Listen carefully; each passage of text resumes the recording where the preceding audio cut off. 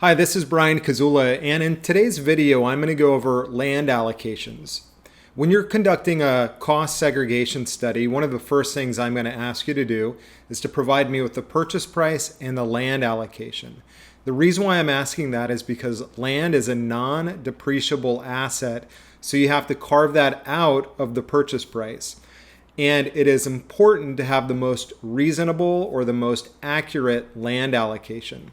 So there's a couple of ways that I recommend that you do this. And the first one is to pull a copy of the county tax assessor's record. Take a look to see what does the county have. So once you pull that information, you can go to the bottom of the county's website, and typically they'll list it like this. They'll say they've got an assessed value, a land value, improvement value, and then they'll give you the percentage of the improved value. So in this scenario, they're showing that the improved value is 73.81%. So the land allocation on this specific property is 26%. That's what the county assigned to it. The next way that I recommend that you pull your land allocations, go ahead and pull up a current appraisal on the property or the original appraisal on the property, and take a look to see what the appraiser has listed.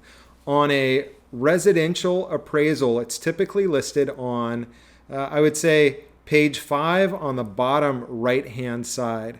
So in this scenario, you can see that the appraiser assigned a value of $200,000 to the land.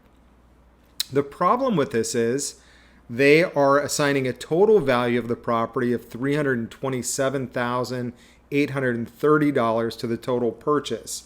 So in this case, they're saying the land is $200,000. This might not be reasonable.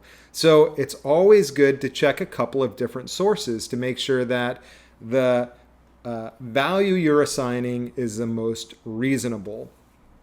I also recommend that you keep a record of how you came up with the land allocation on the properties that you own, the property or properties, and keep it in a master file. So if it ever comes into question, you can say, this is how I came up with the value.